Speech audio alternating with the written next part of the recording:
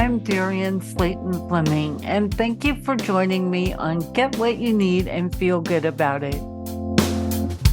Do you find it difficult to ask for what you need? Do you frequently feel misunderstood? Do you have a problem or cause that you would like to learn to manage more effectively? What makes it so hard for us to tell each other how we feel? And how do we speak up for ourselves so we get what we need and feel good about it? How do we do this respectfully so that we honor the needs and feelings of others?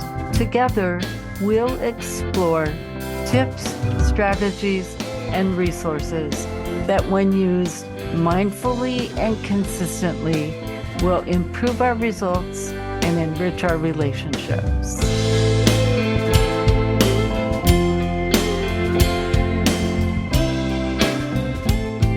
Hello and welcome back to Get What You Need and Feel Good About It.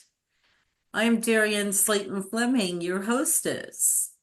Today, I am joined by Brent Steepe, who is a board-certified doctor of functional health and a certified health practitioner.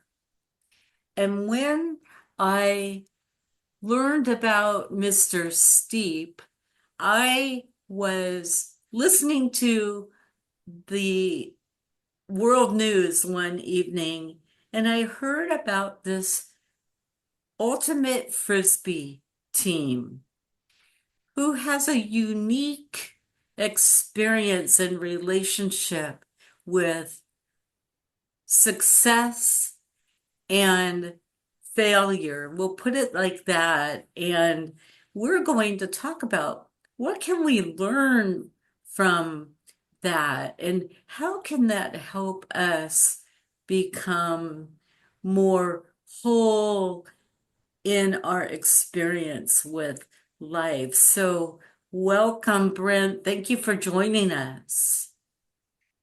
Darian, thank you so much for having me. It's so good to meet you. I'm curious, can you tell us about your credentials and how that informs your experience with life and how you got involved with this ultimate Frisbee? Absolutely. So I began my wellness journey as a personal trainer and went to Michigan State University, graduated with a degree in exercise science, went to the American College of Sports Medicine, became a massage therapist. Essentially, what I found over time is that what we view as health, the further each modality you tap into, and by modality, I mean whether it's massage therapy, medical doctor, naturopathic doctor, etc., the further you tap in, the more specialized those areas go, the less commonality they share. So I realized early on that to me, what made sense is to find the areas where all of these disciplines overlap and agree in relation to the human body. And from that area, that's where you create a practice. And so I became a certified holistic health practitioner, became a board certified doctor of functional health, which essentially means that I specialize in how the body relates to itself mechanically, essentially how it carries its load, how the cells interact with one another, things like metabolism, where we do enzyme studies. There's kind of a broad stroke of, hey, how does the body become its own caretaker? And what can we do as a good caretaker of our bodies to support that effort?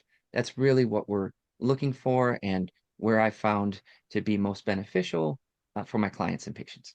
Think about your body when it has an event, whether it's a positive or a negative stress, some sort of happiness, joy, grievance, fright. There's a moment in time, and I like to call that a snapshot of your physical, mental, emotional well-being, spiritual if so applicable, all of that together comes into a light.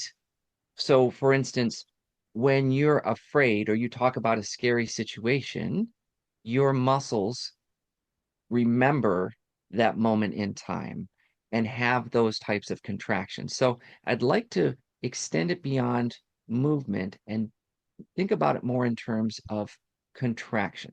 So, to put it all together, when we have a physical, mental, emotional, spiritual event, there's a series of contractions that are captured in a snapshot for that event. And that is what we will tie back into when we recollect that event. For instance, if you've ever watched somebody tell you how they hurt themselves, one of the number one things that they will do, even though they know they probably shouldn't, is they will work to recreate that exact movement pattern to show you what they were doing, because as that stimulus, stress of hurt impacted their system, they remembered that movement pattern, that contraction pattern. And so they show you what they did. Or if you're talking about something that was a very happy experience, you can hear the rise in the voice and the pickup of the posture and the excitement of the body language as they're talking about that event. Because again, that totality is captured in what I call a snapshot of that time, moment, and place. And I think that when people choose to see it in more of a context that way, they become much more successful when they're looking to recreate positive experiences and work through negative ones. So if you've ever read The Body Keeps a Score by Bessel van der Kolk, he points out that when we have a memory of an experience, it's almost like it's happening right now. And our mind doesn't distinguish between the past and the present. It it has this negativity bias that sees things as if they're happening right now. Is, That absolutely, yes. We see that tie in. I would like maybe to expand that thought and take it out of a negativity bias, because I will say I think it's a stimulus bias, positive or negative, as related to that experiences. I know we live in a world where there's a lot of negativity, and as we were talking offline about a couple things, the need for happiness, the need for hope, the need for joy, and how to bring that forth in ourselves and support others is so important. So maybe it would serve our purpose better to talk about that as a stimulus and not assign it as positive or negative.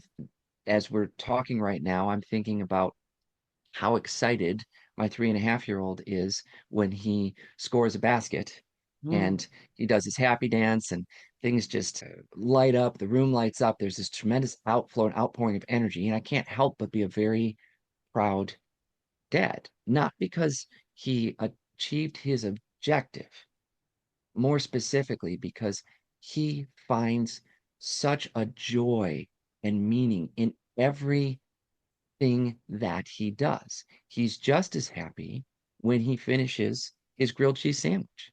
He's just as happy when he opens up a package of goldfish crackers. He's just as happy when he puts on his shoes. And I think over time we become so inundated with experiences that are negative. We listen to the stories and we forget that childlike happiness. And even when we're dealing with nomenclature and theories and assignments, I don't see us focus as much as practitioners on the happiness portion when it comes to stimulus, as much as I'd like to see it. And, it's one thing I think that sets me apart from a lot of the people in my field. If there's a silver lining, we're going to either find it or create it. Mhm. And that, I think, in some ways, is very different from what people expect to hear. They're always braced for the worst. And in other ways, is challenging for people. How can someone be so happy even when circumstances are so grim. I think that we have the most powerful thing, and that is the way that we choose our perspective, the way that we choose how we view the future. And for me, I was always taught faith or fear. You choose. We're talking about the future. Either way, you're right. So, which are you going to live by? Which are you going to respond to and push forth in your life so that you can do what you feel led to do?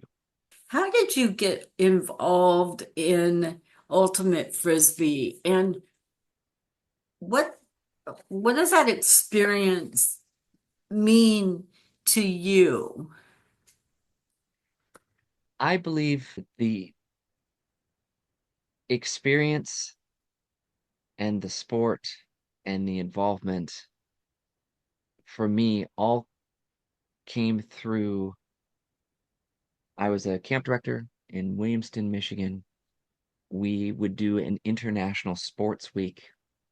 We'd choose a bunch of different sports that were less popular in the US. Ultimate Frisbee was always the favorite for the kids. And as an intersection point, it was also a favorite for me to work with the kids because of a low barrier of entry financially. You really just need a piece of plastic and a bunch of friends that you can play with. You really don't need much else. So it becomes super easy to have teams and to have an experience together. And what I saw is when people played the sport, they understood that they had to share in order to be successful. They understood that they had to work together, that they could experience companionship, camaraderie, reliance, and competition inside of a sport and a sports culture where many times this sport culture had more of a, again, a negative penalization kind of concept. Ultimate is different. Ultimate is about character building, and more specifically, Ultimate Frisbee is about understanding the perspective of each other. In the origins of the sport, when it was created, there was a concept called spirit of the game, which essentially was the rule set for the sport because everybody wanted to play it and nobody wanted to be a referee. That was at its purest state when it was developed. And when I looked further into it as my kids really showed the love of the sport, and I started to learn so much more about the sport, I loved that idea. And I embraced the idea of what this could do. And I began teaching Ultimate Frisbee to, well, pretty much anybody who'd listen, middle school, high school, and all throughout, including coaching at the professional level. So it gave me a myriad of experiences and context to understand how an individual could grow up with this sport, the types of behaviors and connectivity and community and passion and fitness and all of the things that can help create a balanced, rounded, whole individual. And I even spent a time trying to test the sport and sport culture. Would certain things interfere with their ability to uh, grow in the sport? You know, what were the barriers of athleticism? What were the barriers of community? And what demographics did the sport serve? And, you know, just a whole set of information. And it really put me on a road to trying to work with, develop, and spread the love of Ultimate Frisbee to, again, anybody who would listen. And not growing up as an athlete in the sport, in the beginning, not very many people seemed to want to listen, which was intriguing to me because you have a sport and a sports culture that's shown to be great in certain areas, and you're trying to integrate that into other areas. And because it's not on the normal sports manifest, there were a lot of rejections. There were a lot of people who just didn't get what we were trying to do. We're not trying to replace any sport with Ultimate. We're simply trying to give people an opportunity to have a variation of a sport where they can run and jump and throw, work together, be a team, and grow. We have listeners who are visually impaired, and we also probably have listeners who are just not aware of Ultimate Frisbee. Will you tell us the name of your team and tell us a little bit about how the game works? Describe it to us for those of us who might not have ever been able to see it. Oh, excellent. Okay, so my team, or the team that you found me through, rather, because I have a lot of teams that I work with and work for on all different levels. The one in question, however, is the Detroit Mechanics. They play in the Ultimate Frisbee Association, or the UFA, formerly known as the American Ultimate Disc League. And the Detroit Mechanics are the oldest team in the league. They were established in 2010. Ultimate Frisbee is played on the format of a football field. The only thing that's different is instead of 10-yard end zones, which is what you see in a football field, our end zones are 20 yards deep. And essentially, what it is it's a sport where there's 7 people versus 7 people, and your job to score a goal is to catch the disc in your opponent's end zone. Okay. And now you can do this if somebody throws it to you. You can also do it if you intercept that team throwing to another teammate. So there's a couple ways to make that score happen. When you get the disc, you have 7 seconds to pass the disc again. If you do not do it in that time, it is a stall and is a turnover. So it's a very fast moving game. You're not just going to hold the disc for 30 seconds and wait for the perfect opportunity to throw it to somebody else. You have to move quickly. So there's a lot of running. It is a disc which flies a little bit longer in the air than a traditional football or baseball or something else because of its flight properties. So the disc can be in the air 5, 6, 7 seconds or longer. And makes for a tremendous amount of drama as to whether or not is the player going to make it in time. Are they going to be able to leave their feet, stretch out horizontal to the ground, and make sure that they get the disc before it touches a single blade of grass? So there's a lot of wonderful artistry of movement, poise of the athletes, competitive motions, and gamesmanship that goes in to Ultimate Frisbee. It's something that requires sports mechanics of running, jumping, changing directions, hand-eye coordination for both throwing and catching, and using a media that's much different than the traditional ball that we see in most sports like this. Does it also involve strategy and thinking about where you are and what you need to do so it gets your mind and body working together? 100%. I tell my team it's about triangulation. Where you are on the field, where the disc is on the field, and where the person that is responsible for guarding you or you are responsible for guarding will determine those 3 points, if you will triangulate and determine the most applicable strategy and response. That way, the game has more of a system of flow to it than just a bunch of random events. And as it's played, you can see that come into fruition, where someone will create what we call a cutting path and hit a directional change to try and get open and be able to have a nice unencumbered throw arrive in their hands, or someone who's on the defense that sees that their motion is coming towards the sideline and they will shift their bodies to prevent the greatest burden in that attempt to move that disc along.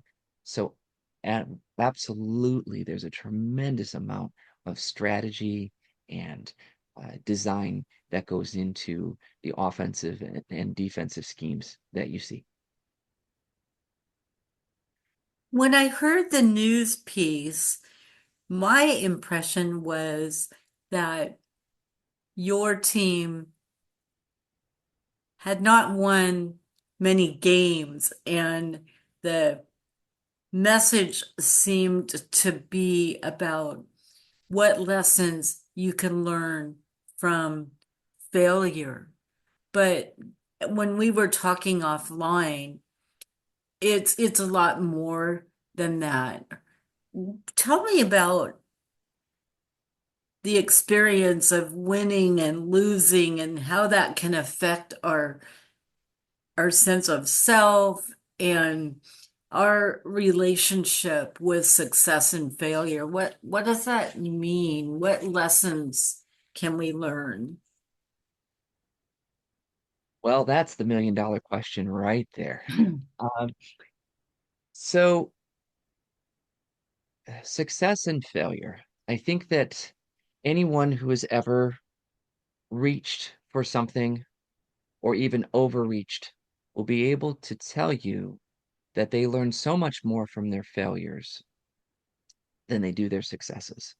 So, a fear of failure, although paralyzing when you think about it sometimes, or too often or too much, prohibits us from our greatest opportunity for growth. Then there's this word success.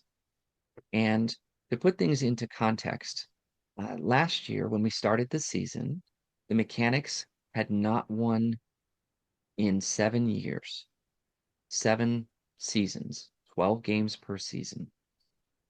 We referred to it as the streak, okay, and not the kind of streak that you want to have when you're a professional sport.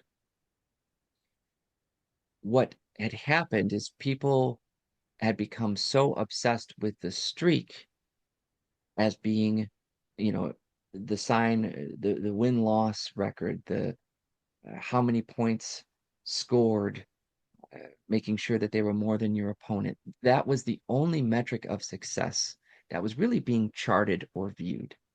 And for me, I know that success is a natural conclusion. You have to provide preparation, persistence, and integrity. And what I did instead is I challenged everybody to think about it not in terms of a win-loss record, not in terms of points being scored. Let's think about each game as a growth opportunity.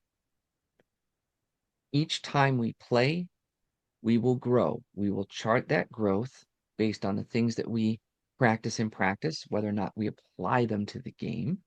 We will look forward and see as each growth opportunity is executed and unfolds, where are the next natural areas of growth that we should work on. And eventually, we will get to this critical mass where we will win a game and break a streak. Now, at the beginning of the year, nobody believes it. You know, you guys haven't won in 7 years. Aren't you going to give up? We've heard it all. I've heard it all. I had 27 rookies last year in a 34-person program. And of the people that were returners, some of them had only played 2 or 4 games respectively. And I had a couple coming in injured, so they were not playable. Unlike the other teams in the league who have kind of core units who've been together for 3, 5, 7, sometimes 10 years or even more, we had a combination of 8 different states, 3 different countries, all coordinating and meeting at this central point and playing for this Detroit team. So we had cultural clashes, style clashes, levels of knowledge that had to be uh, essentially bridged so that we could get on the same page and work forward with each other. And at the beginning of the season, during tryouts, it was pretty grim. As the season started to unfold, as we started to get through our preseason, people really established their own culture and bought into the idea that we will be successful each and every time we grow. And by changing the parameter of, or the perception of what success really is, we were able to be on our way for that season. And the great news was 2/3 of the way through the season, not only did we achieve a victory, it was by the largest margin in any mechanics team in the history of our organization. So it was just wonderful to be able to see. And knowing that you can overcome the larger obstacles by focusing on the smaller, consistent, day to day steps that are attainable. It helps chart that successful journey. And I believe that this is no different than any practice or my my practice, my whole company set revolves around health, fitness, and wellness.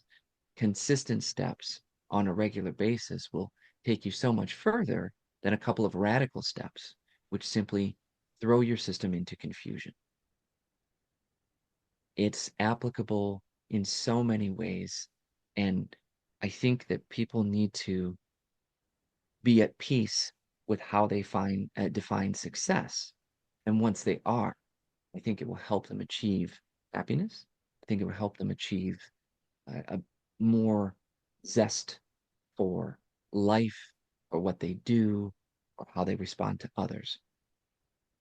Uh, I've seen too many times and felt too many times the pressures of people or organizations or social media, interviewers, you name it, where simply the idea is you need to conform to this standard or you are less than or don't matter altogether. And my number one point of contention is no one has ever asked if that standard matters to me, yet they're trying to tell me how I should feel. There is no greater feeling, whether it's my children, whether it's my relationships, whether it's my athletes, whether it's my organizations. There's no greater feeling than a bunch of people piling on you and telling you there's no way this will work. There's no way you can be successful. There's no way. Enter objection here. And you allow your success, your existence, your perseverance, and sometimes just the fact that you're willing to take another step forward again and again to be the silencer of those who don't really understand what growth is all about, who don't really understand anything more than a stat in time or uh, a snapshot, if you will, of winning and losing. I guarantee you that in the UFA history, people may remember who the first champion was, and they might remember who last year's champion was. I don't think they're going to remember every single champion of every single year. I guarantee you, though, that they will remember the scrappy team that really wasn't from Detroit that assembled a bunch of misfits in Michigan and broke a 7.5 year losing streak, which I believe was 81 games, if I'm not mistaken. Interestingly enough, this is kind of my point, though. I don't care about the stats. It doesn't matter how many games it took to win because I'm too busy celebrating the growth, being excited about the next opportunity, and getting to talk to wonderful people like yourself who are multiple, sides of the continent or the world, depending on which interview I'm doing, about this type of thinking, about this type of perspective. Can you tell us possibly a personal story or a story of somebody on your team or someone in your life who was able to transform their thinking, how they did it, and what that was like? uh, an athlete on my team last year. He was one of the returners. And I will use the air quotes around returners because a few years ago he had played 2 games with us. He was a star on his college team and came to play with us for 2 games. And at the end of those 2 games, he had said, these guys are terrible. I'm never playing on this team again. It doesn't make any sense. I, I just don't like where they're headed. They're never going to be winners. Enter usual response here. Okay. He came out at the beginning of the preseason and we talked, and I asked him to just open up his mind. And when we first sat down as a group of tryouts, I said, I do not know who is going to be on this team. As of right now, no one is a signed athlete. What I'm going to ask you to do for your first activity is I'm going to ask you to build your own culture and agree upon what it is that you want this year to represent to yourselves, to your teammates, and to the people who will be watching you play this game. And we had an hour-long culture discussion. And by the way, when people saw that our tryout was a longer tryout, they made fun of us. What do you need to do? What do you need to talk about for an hour? Who cares? That's our business. But now the cat's out of the bag. They were establishing their own culture that even if they didn't make the team, they wanted to see this for the team, which I think is so critical. And in this culture, they wanted a lot of communication and coaching from me. And I was more than happy to do that. And this gentleman, uh, I talked with again and again. And I said, you have all the talent. You're not really in the best shape coming into the season. I'm telling you this because I don't want it to be exploited, and I know what you're capable of. Let's take a rabbit trail and get you back to your premium shape. And we worked very hard. Most of the guys on my team work with me outside of the normal team time, which is a tremendous amount of labor for all of us. And yet you can see the results. We get to the end of the season. He's pain-free. He's putting in high stats. He's loving life, and he loves the team. Doesn't want to be apart from the team. A complete transformation based on, I think, in so many ways, the fact that he was asked what he wanted from this experience instead of just putting forth an expectation and anybody who didn't fit the paradigm falling to the side. I think that is so critical, and we don't do that often enough. We just assume that everybody wants what we want. Everybody's ready to do what we're ready to do. And unfortunately, they're not. Asking is just so critical. What would it look like for you to judge this season as a success? when we get done with our 12 games, what kind of feelings do you want to be associated with this team when you look back on it 10 years from now? Those types of questions that inspire people to think outside of the box, get in touch with themselves, and really say what's on their mind so they can determine whether or not the passion and the dedicated effort is worth it to put in to the organization that they're becoming a part of. I just believe these are super critical pieces. So for Quinn, that was a very amazing experience to just watch him grow because we cared enough to ask and to communicate and to walk through and to be caring and to allow himself to be cared about in such a way that brought the best athlete out of him and such a great teammate and just such a positive, unique gentleman. So not only did he experience the game, but he experienced a sense of deeper understanding and a sense of belonging. And it changed his whole experience about how he viewed success.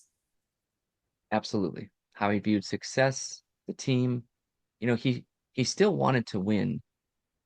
Everybody who plays a competitive sport in the professional level wants to win. And there's two types of people. There's people who love to win, and there's people who hate to lose. And they are different. And inside of each one of us, you resonate towards one side or the other. For me, I'm a hate to lose kind of guy. I love to watch other people win. I hate to lose. I find power in other people telling me that it's impossible, that it can't be done, or that I'm not the one that's going to do it. I have had the experience in the holistic health profession where people have told me things that can't happen after I already have case studies done on those exact things happening. So I am, it's not that I'm one to doubt, I'm one to want to begin the journey and experience it for myself. It has no offense intended to anybody else, the best expert. And I know I can save a lot of time just taking people's opinions and advice. I believe that is irresponsible to my feelings because I enjoy the journey. I enjoy the struggle as much as I enjoy the success. If I didn't, I wouldn't do the things that I do. I wouldn't position myself to fight these types of fights. Instead, I would just stick to what's comfortable, where my knowledge base is. I would have a much smaller knowledge base, and I would definitely have a much smaller comfort level than I do now. If I was to keep to that methodology, though, I believe the world would be much smaller for me than it is presently. And I love knowing that one conversation, one moment in time can change everything. And that is actually the bridge to the second element, and that's the personal story. When I was in fifth grade, I was a very good student. I was physical, I was athletic, I had a bunch of different things, but I had one nemesis, and that was climbing up the gym rope. I could not climb up the old school rope that hangs from the rafters in the early 80s gymnasium. I just couldn't make it up there. I tried. Like it was, I don't know if it was a coordination issue, probably not a strength issue based on the other strength metrics I had, but whatever it was, I just couldn't get there. And it bothered me. It bothered me a lot. It bothered me to the point where one time I was attempting and I started to tear up.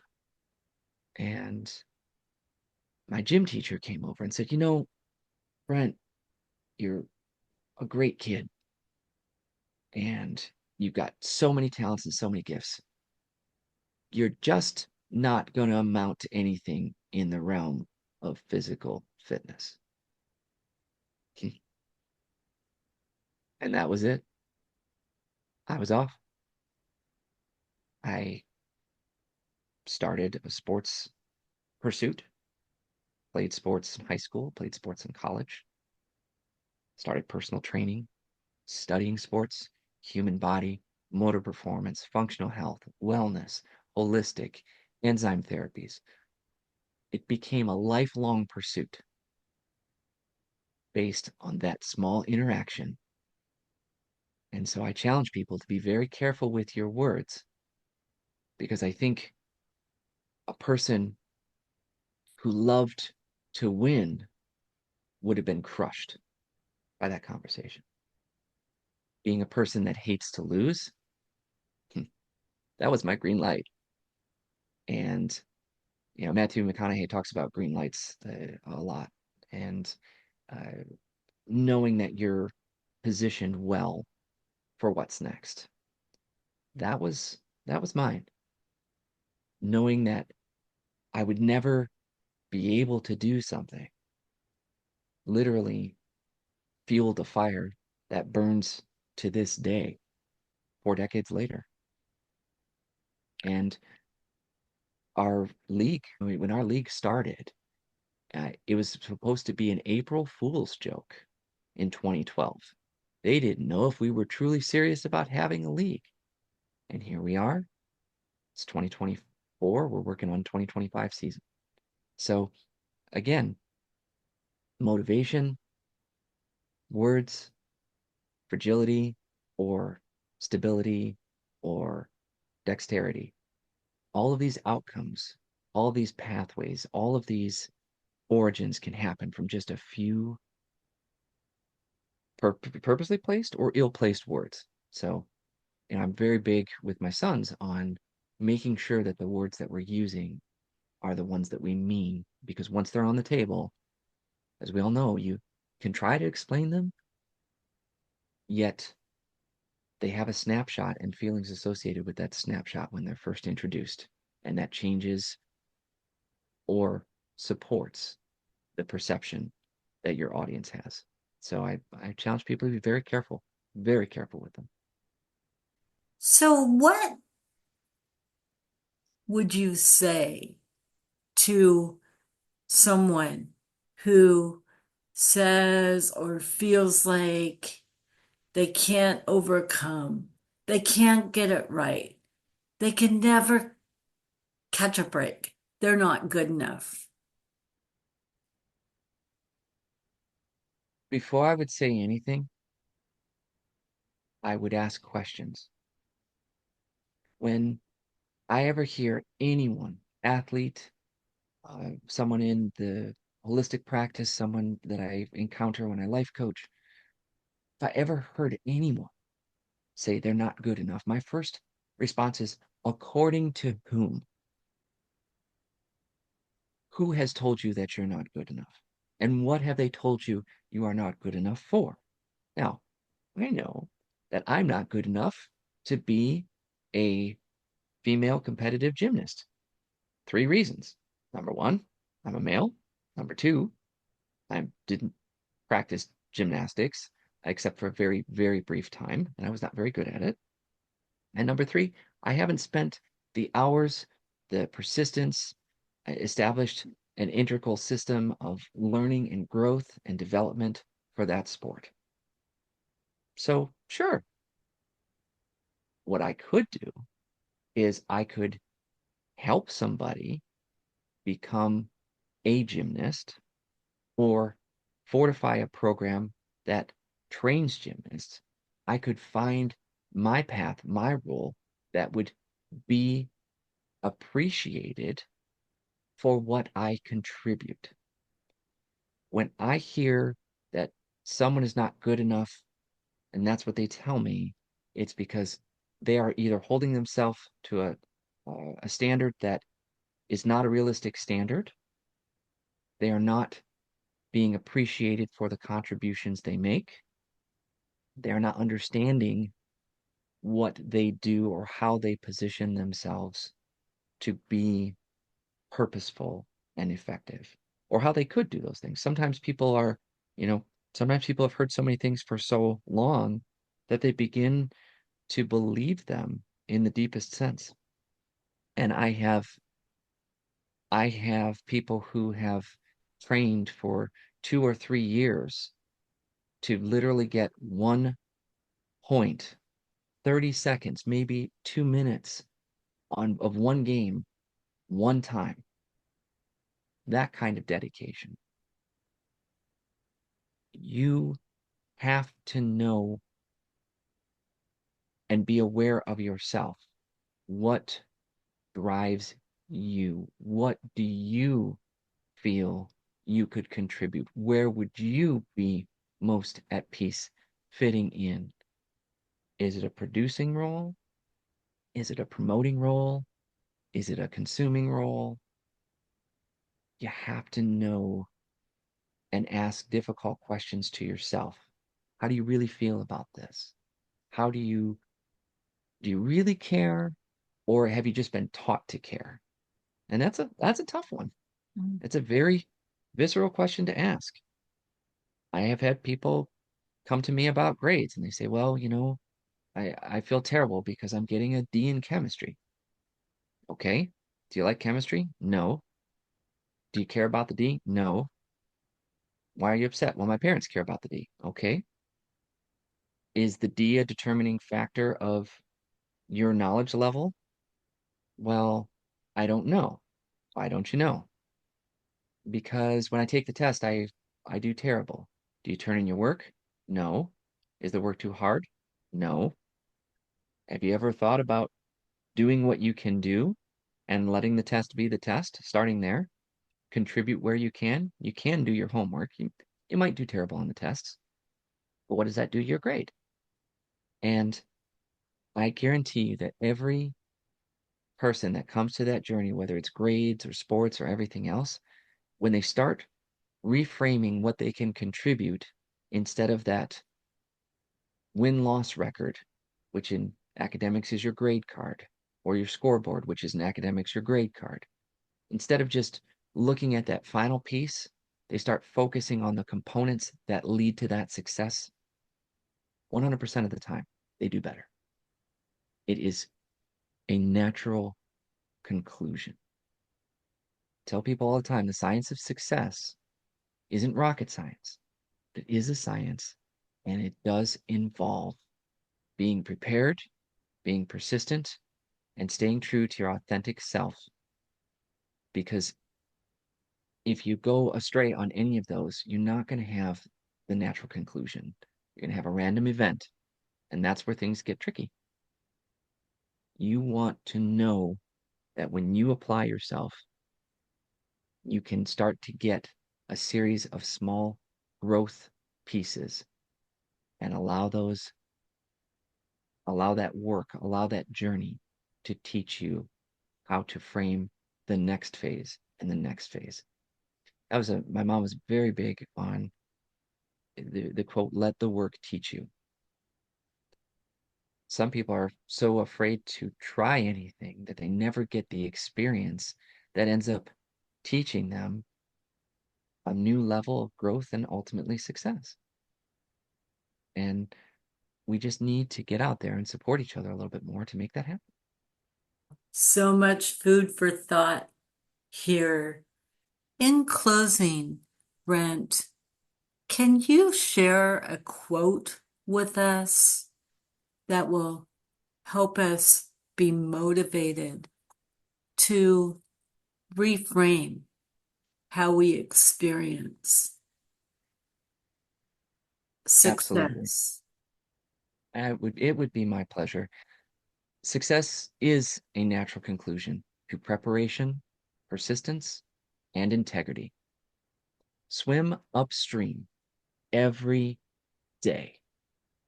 And for those of you who don't follow salmon migration, I didn't at first either. It's okay. It just means challenge your environment and be open and willing to receive the lessons that dedicated effort will create. Thank you so much, Brent, for sharing your wisdom, your knowledge, your experience. And I wish all of our listeners some happy pondering and hopefully gaining some tips that will help you on your journey. Stay tuned for our next episode. Be well.